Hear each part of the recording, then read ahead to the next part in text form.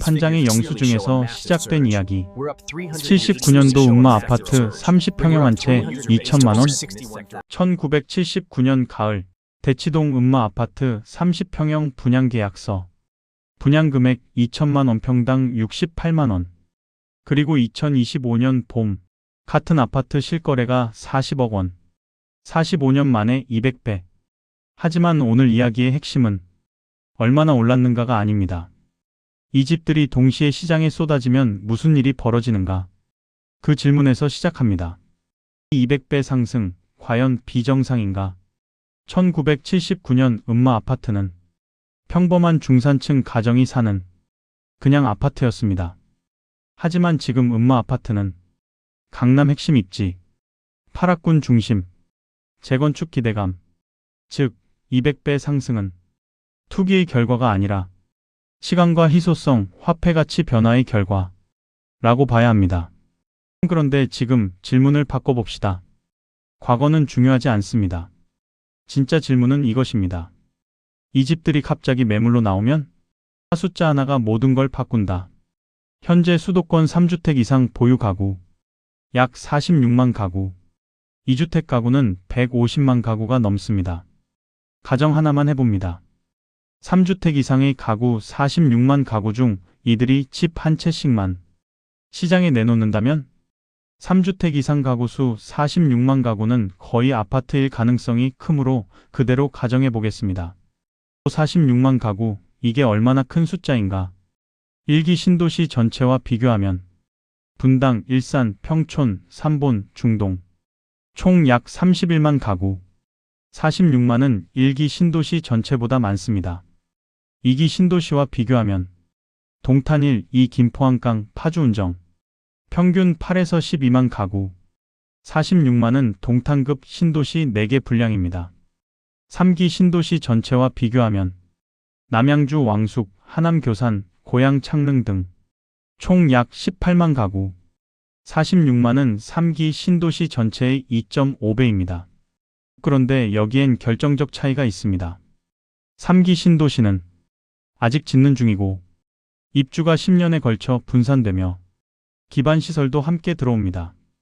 하지만 다주택 매물은 다릅니다. 이미 지어져 있고 당장 입주 가능하며 수도권 전역에 흩어져 있습니다.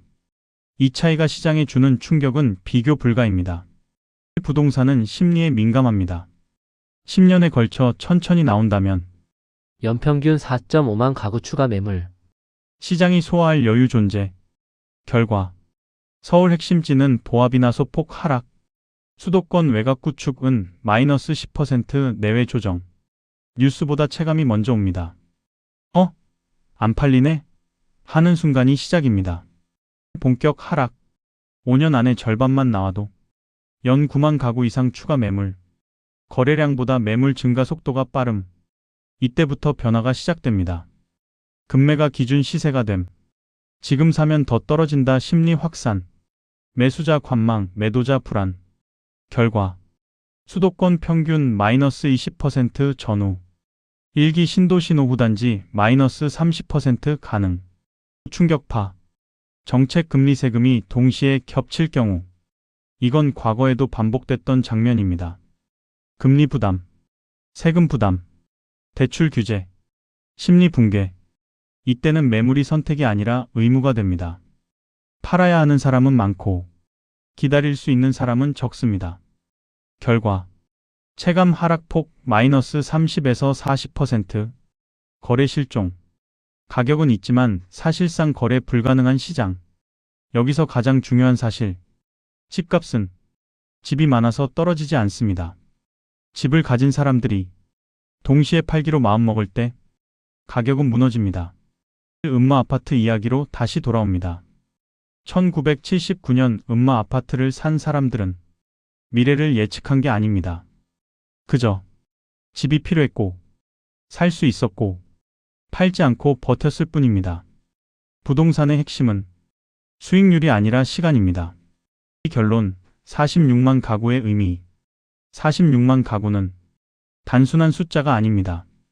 동시에 움직일 수 있는 잠재 에너지입니다.